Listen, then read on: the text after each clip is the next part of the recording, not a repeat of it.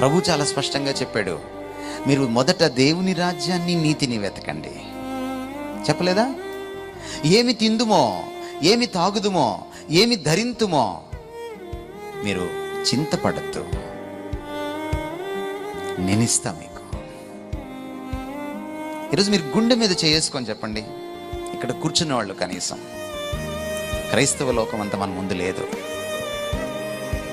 గుండె మీద చేసుకొని, నాకు ఈ లోక సంబంధమైన నా ఉద్యోగము, ఏం బట్టలు వేసుకోవాలి, ఇల్లు కట్టుకోవాలి, మా అమ్మాయికి పెళ్లి చేయాలి, వగేరా వగేరా వగేరా, వీటి మీద ఉన్నంత చింత, శ్రద్ధ నా ప్రభువు మీద ఉంది నాకు. ఎంతమంది చెప్పండి?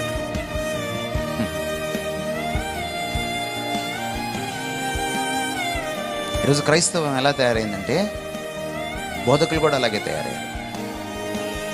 మీరు మా దగ్గరికి వస్తే మీకు ప్రభు అది ఇస్తాడు, మీకు ప్రభు ఇది ఇస్తాడు. ప్రభు చాలదు మనకి, ఇంకేమివ్వాలి? ఆయనే చాలు. He is enough. ఆయన ఏమన్నాడు? నా కృప నీకు చాలు అన్నాడు. బతికేస్తామంతే, బతికేస్తామంతే. ఎందుకు కంగారు? చర్చికి వచ్చిన తర్వాత కూడా, ప్రభు దగ్గరికి వచ్చిన తర్వాత కూడా ఈ మెటీరియల్ ఆశలు, ఈ భౌతిక పరమైనటువంటి ఆశలు, కోరికలే మనకు ప్రార్థనలుగా మారుతున్నాయి. కాదంటారా? కాదంటారండి? మన ప్రార్థనలు ఒకసారి రికార్డ్ చేసి చూడండి. మన ప్రార్థనలో ఎంత భౌతికమైన విషయాలు ఉంటాయి, ఎన్ని ఆధ్యాత్మికమైన విషయాలు ఉంటాయి. మీరు పరలోక ప్రార్థన చెప్తారు చాలామంది. ఒకసారి పరలోక ప్రార్థనని స్టడీ చేయండి. అందులో భౌతికమైన విషయాలు ఎన్ని? ఒక్కటే, నేడు మాకు మా అనుదిన ఆహారము ఒక్కటే.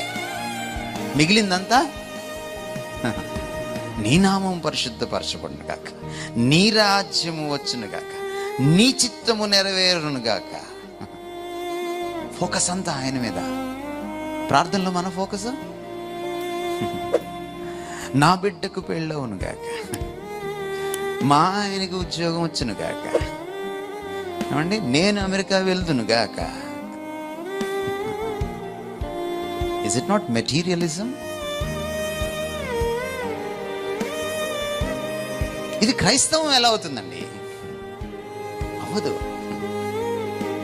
లోకస్తుడికి నాకు తేడా లేనే లేదు. లోకస్తుడు అచ్చం ఇలాగే ఆలోచిస్తాడు. ఈయనేమంటున్నాడు అంటే, మాకొద్దా? మేమేం పేదరికంలో ఉండాలా? వాళ్ళల్లో అనిల్ అంబానీలు ఉండాలా? మాలో ఉండద్దా? మాలో కూడా ఒక జోసెఫ్ అంబానీ ఉండద్దా అని మీరు అనొచ్చు. ఆయన అంటున్నాడు దానికి ఆన్సర్, మీరు నన్ను వెతకండి, నా నీతిని, నా రాజ్యాన్ని వెతకండి, మీ సంగతి నేను చూసుకుంటాను. కీర్తనల గ్రంథంలో ఉంది, తన బిడ్డలు వర్ధిల్లడం ఆయనకి ఇష్టం. ఆయన మిమ్మల్ని వర్ధిల్లింప చేస్తాడు. ఇందాక బ్రదర్ ప్రార్థన చేశారు, పాల్ ప్రసాద్ గారు. ఫలానికి, వర్ధిల్లడానికి, ఇవ్వడానికి ఆయనే మూలం, ఆయనే కారణభూతుడు. నీకెందుకు ఆ బాధ? మన పని ఏమిటంటే ఆయన్ని వెతకడం, ఆయన రాజ్యాన్ని వెతకడం, ఆయన చిత్తాన్ని నెరవేర్చడం, ఆయన నామాన్ని గణపరచడం. నీ నామం పరిశుద్ధపరచబడును కాకంటే పరిశుద్ధం అయిపోతుందా? నీకు తెలుసా నీ నామం పరిశుద్ధపరచబడును కాకంటే?